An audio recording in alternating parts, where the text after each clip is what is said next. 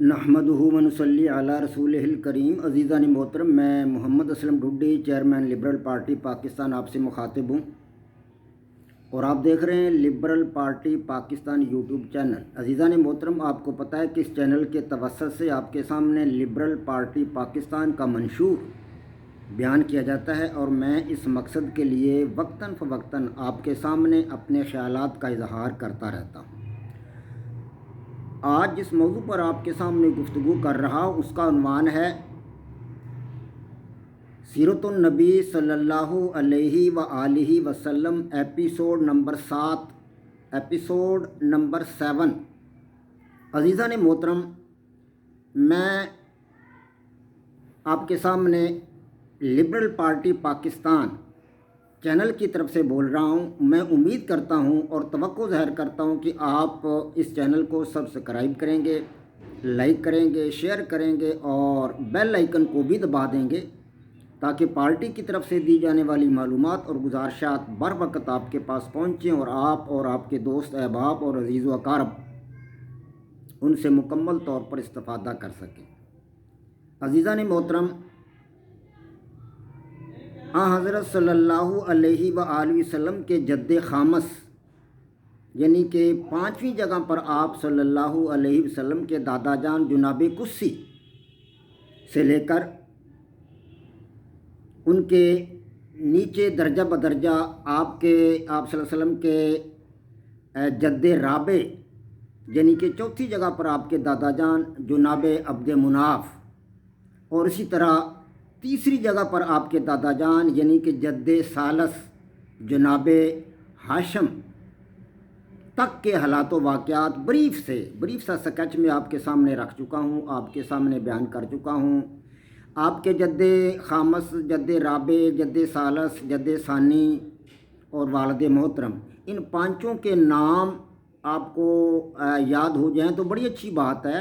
اس میں آپ کے لیے اجر و ثواب بھی ہے، اور اس میں بڑی خیر و برکت بھی ہے۔ ہم لوگ اپنے اجداد کی پیڑھیاں بڑی یاد کرتے ہیں، بعض لوگ بڑی پیڑھیاں یاد کرتے ہیں، میراثیوں کو تو ازبر ہوتی ہیں۔ یہ تو عام ہم لوگوں میں سے بھی کچھ کا یہ مزاج ہوتا ہے کہ وہ اپنے اجداد کی پیڑھیاں بڑے شوق سے یاد کرتے ہیں۔ تو اگر ہمارے پیارے نبی آقا و مولا جناب حضرت محمد مصطفیٰ صلی اللہ علیہ وآلہ وسلم کے اجداد کی 5ویں پیڑھی تک آپ کو نام یاد ہوں، مجھے امید ہے کہ اب تو آپ کو یاد ہو گئے ہوں گے۔ جناب قدسی، جناب عبد مناف اور جناب ہاشم ہیں جی۔ ہاشم کے بعد آج میں ہاشم کے حالات و واقعات بریف سے بیان کروں گا، پہلے بھی کچھ بیان کر چکا ہوں، آج بریف سے بیان کروں گا۔ تو یہ 5 نام تو آپ کو اچھی طرح یاد ہو جانے چاہیے۔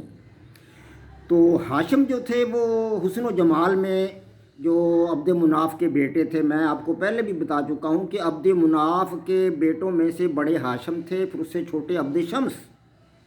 حضرت صلی اللہ علیہ وآلہ وسلم کا خاندان جناب ہاشم سے پھیلا، اور بنو امیہ کا خاندان عبد شمس سے پھیلا، یعنی کہ عبد مناف پر یہ دونوں خاندان ایک ہو جاتے ہیں، بنو امیہ اور بنو ہاشم۔ ہاں جی، تو بنو ہاشم اور بنو امیہ جو ہے مطلب یہ دونوں خاندان اس پہ عبد مناف پہ اکٹھے ہو جاتے ہیں، اور عبد مناف کے یہ بیٹے تھے دونوں، ہاشم اور عبد شمس۔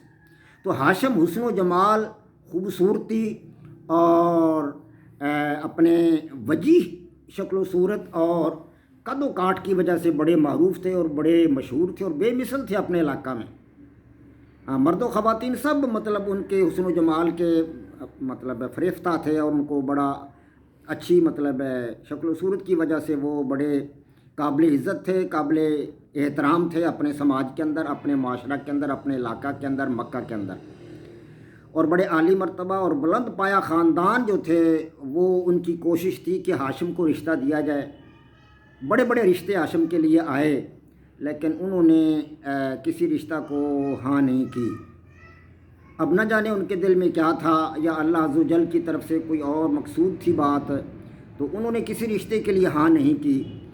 بغرض تجارت وہ جایا کرتے تھے، عام طور پر شام کی طرف وہ جاتے تھے۔ میں نے آپ کو پہلے بھی بتایا ہے کہ تجارت کے کام کو ان بھائیوں نے بڑا بڑھایا تھا۔ مکہ کا جو تجارتی سلسلہ تھا اس کو بڑی وسعت دی تھی بھائیوں نے، اور اطراف کے جو فرما روات تھے ان کے پاس جا کر انہوں نے اپنے قافلہ کی حفاظت کے لیے دستاویزات بھی لکھوائی تھیں، خطوط بھی لکھوائے تھے۔ تو ہاشم یہ جایا کرتے تھے عام طور پر شام کی طرف تجارت کے لیے۔ تو ایک دفعہ جب وہ تجارتی غرض سے شام کی طرف گئے تو راستہ میں وہ مدینہ میں کچھ دیر کے لیے، کچھ دنوں کے لیے انہوں نے قیام کیا۔ یہاں عمر بن زید سے ان کی ملاقات ہوئی۔ ان کا تعلق تھا بنو عدی بن نجار سے، یعنی زید کا تعلق تھا، عمر بن زید کا تعلق بنو عدی بن نجار، یہ قبیلہ تھا مدینہ کے رہنے والوں کا، ان سے اس کا تعلق تھا عمر بن زید کا۔ تو ان کے پاس انہوں نے کچھ دن قیام بھی کیا ہاشم نے عمر کے پاس۔ تو اس قیام کے دوران ان کی بیٹی تھی، عمر بن زید کی بیٹی تھی سلمہ، اس کا نام تھا۔ ماشاءاللہ بڑی خوبصورت اور حسین و جمیل لڑکی تھی، اور اپنے خاندان کی تمام خواتین میں سے وہ نیک، شریف الطبع، حلیم الطبع اور سلیقہ شعار اور بڑے حسن و جمال میں یکتا اور بے مثل لڑکی تھی۔ سلمہ ان کا نام تھا، اور بڑی سگڑ لڑکی تھی۔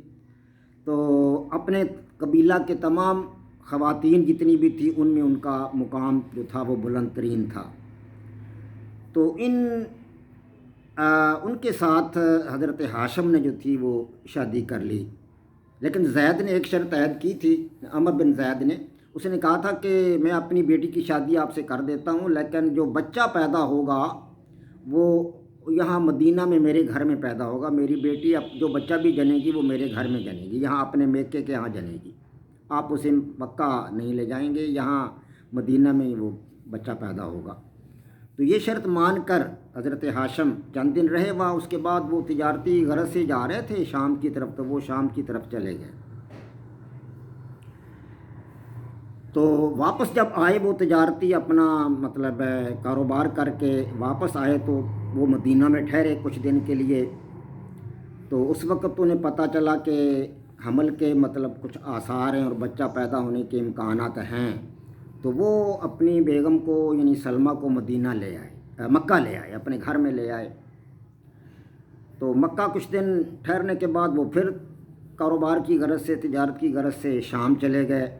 سلمہ جو تھے وہیں مکہ میں رہیں، تو وہیں مکہ میں ہی جو مطلب انہوں نے قیام کیا کچھ روز اپنے ہاشم نے، اور پھر اپنی بیگم کو لے کر، کیونکہ وہ حاملہ تھیں، بچہ ہونے والا تھا، اور اس کے سسر نے یہ شرط عائد کی تھی کہ بچہ جب ہوگا تو وہ مدینہ میں ہی ہوگا، میرے گھر ہوگا، میکے کے ہاں بچہ جنے گی میری بیٹی۔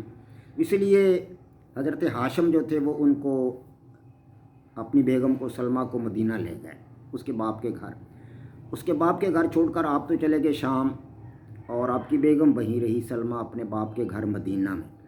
شام میں حضرت ہاشم جو تھے وہ کاروباری سلسلہ میں تھے، وہیں کچھ وہ بیمار ہو گئے، غزہ میں، غزہ کا علاقہ ہے وہاں وہ بیمار ہو گئے، اور بیمار ہونے کے بعد وہ 25 سال کی عمر میں وہیں ان کی وفات ہو گئی، غزہ میں، وہیں وہ دفن کر دیے گئے۔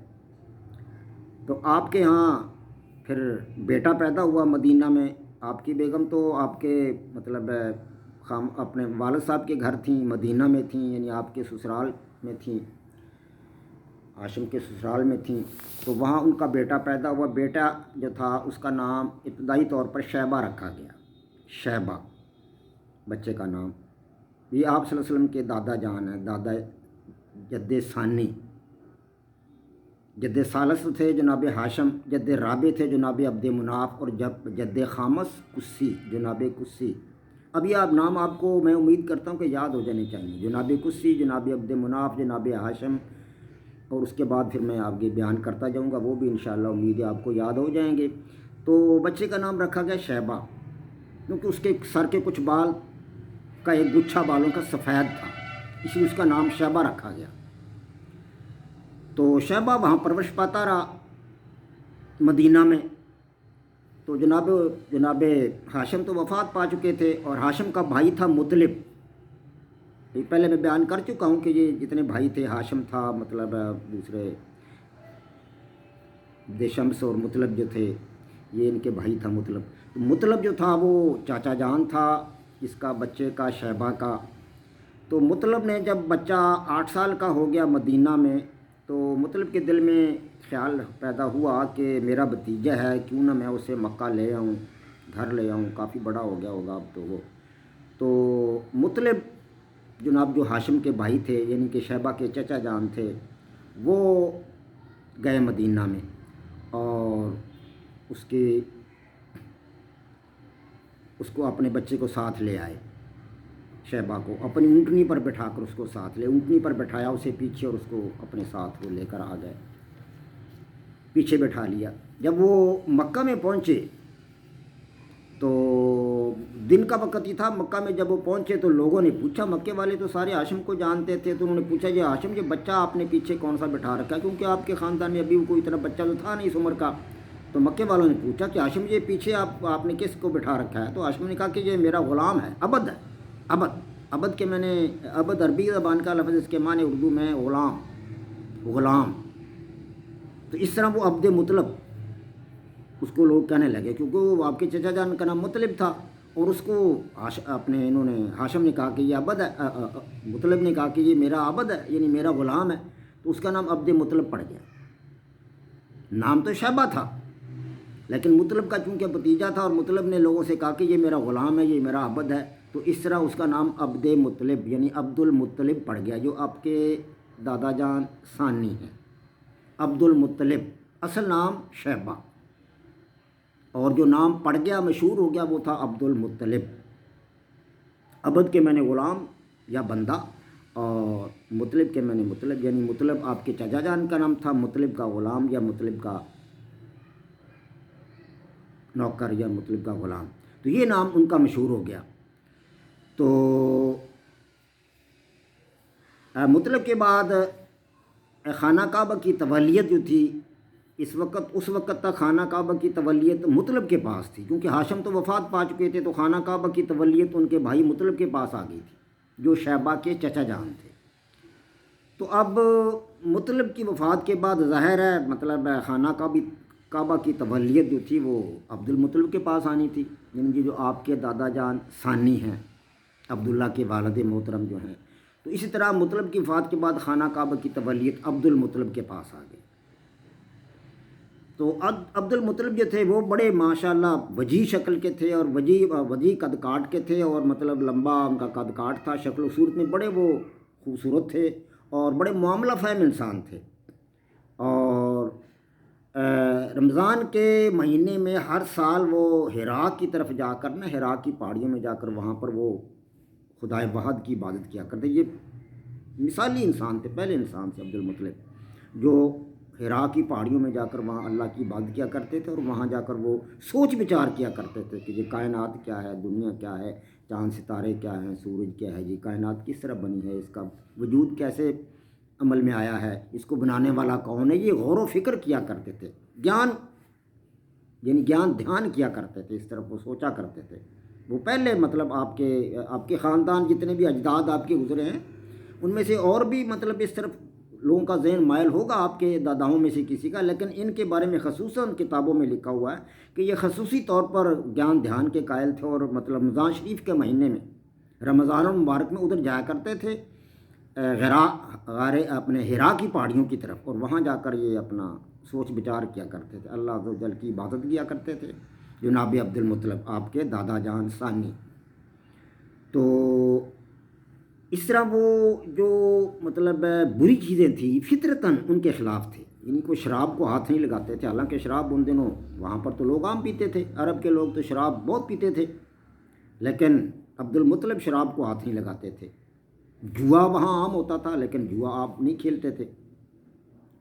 چوری چکاری کے آپ سخت خلاف تھے. محرم کے ساتھ نکاح کرنے کے آپ سخت خلاف تھے. وہاں اس وقت محرم کے ساتھ نکاح کر لیتے تھے لوگ، 10 15 لوگوں نے عورتیں رکھی ہوئی تھیں، بعض لوگوں نے محرم بھی رکھی ہوئی تھیں، یعنی جن کے ساتھ نکاح شریعت میں جائز نہیں ہے، ایسی خواتین کے ساتھ بھی نکاح انہوں نے کیا ہوا تھا لوگوں نے. اور لیکن حضرت عبد المطلب جو تھے وہ محرم کے ساتھ نکاح کے خلاف تھے. لڑکیوں کو قتل کرنے کے بھی وہ سخت خلاف تھے۔ اہل عرب اس وقت لڑکیوں کو قتل کر کے دفن کر دیتے تھے کہ میرا کوئی داماد نہ بنے، میرا کوئی جوائی نہ بنے، لڑکیوں کو دفن کر دیتے تھے۔ ہاں جی، بدیہ کلبی کا واقعہ بڑا مشہور ہے، وہ تھوڑا سا وسیع واقعہ ہے، پھر میں لمبا واقعہ آئندہ کسی وقت جب وہ آئے گا حالات و واقعات میں اس کا ذکر تو بیان کروں گا۔ تو گویا کہ عرب کے لوگ اپنی بچیوں کو قتل کر کے دفن کر دیا کرتے تھے تاکہ ہمارا کوئی داماد نہ بنے۔ جی ہاں، لیکن عبد المطلب اس کے سخت خلاف تھے۔ ہاشم کے بیٹے عبد المطلب اس کے سخت خلاف تھے، وہ ایسا نہ کرتے تھے نہ کسی کو کرنے دیتے تھے، کیونکہ وہ متولی تھے خانہ کعبہ کے، تولیت سقایت اور رفادت تو ان کے پاس تھی، ہاں جی، قیادت ہی تھی عبد شمس کے خاندان کے پاس۔ تو یہ جو تھے مطلب اسی طرح چوری جو کرتے تھے لوگ، ان کا وہ ہاتھ کاٹ دیتے تھے۔ چوری کی مطلب سخت ممانعت تھی، اور سخی اور فیاض بہت زیادہ تھے، بہت زیادہ سخی اور فیاض تھے۔ ان کا دسترخوان لکھا ہے کتابوں میں کہ ان کا دسترخوان 24 گھنٹے کھلا رہتا تھا، بچھا رہتا تھا 24 گھنٹے، کوئی آئے کوئی جائے، تو مہمان آتے جاتے رہتے تھے، حجاج کرام یا زائرین کرام جو خانہ کعبہ کا طواف کرنے کے لیے آتے تھے، زیارت کرنے کے لیے آتے تھے، وہ بھی آتے رہتے تھے۔ اور حتیٰ کہ آپ حضرت عبد المطلب جو تھے وہ آپ کے مطلب دسترخوان سے چرندوں پرندوں کو بھی کھلایا جاتا تھا، پہاڑوں پر مطلب پھینک دیا جاتا تھا تاکہ وہ چرند پرند جو ہے وہ اس کھانے کو کھائیں، تو ان کی بھی خاطر تواضع کیا کرتے تھے، جانوروں کے بھی۔ تو اسی طرح ان کا نام جو تھا مطعم الطیر، مطعم الطیر یعنی کہ پرندوں کو کھلانے والے، یعنی کھانا پرندوں کے لیے وہ پہاڑوں پہ ڈال دیا کرتے تاکہ پرندے سیر بھر کر کھا پی لیں۔ تو اس طرح مطلب ان کی سخاوت اور ان کی فیاضی جو ہے وہ بڑی بے مثل تھی۔ تو یہاں تک جو ہے تقریباً ابھی عبد المطلب کے حالات و واقعات کچھ باقی ہیں، وہ میں آئندہ بیان کروں گا تاکہ یہ ویڈیو لمبی نہ ہو جائے۔ تو جناب قسی آپ کے جد خامس، جناب عبد مناف آپ کے جد رابع یعنی چوتھی جگہ دادا جان، اور جناب ہاشم جد ثالث یعنی آپ کے تیسری جگہ آپ کے دادا جان، اور جناب عبد المطلب چوتھی جگہ آپ کے دادا جان یعنی کہ آپ کے جد ثانی۔ تو اللہ تبارک و تعالیٰ کی فضل و کرم سے اور اللہ کے یہ مطلب ہمت و کاوش سے میں آپ کے سامنے یہ 7 ایپیسوڈ بیان کر چکا ہوں۔ اللہ تبارک و تعالیٰ کی توفیق اور ہمت سے میں انشاءاللہ اس سلسلہ کو جاری و ساری رکھوں گا۔ آپ دعا کریں میرے لیے۔ وما علینا الا البلاغ۔ پاک فوج زندہ باد، پاکستان پائندہ باد۔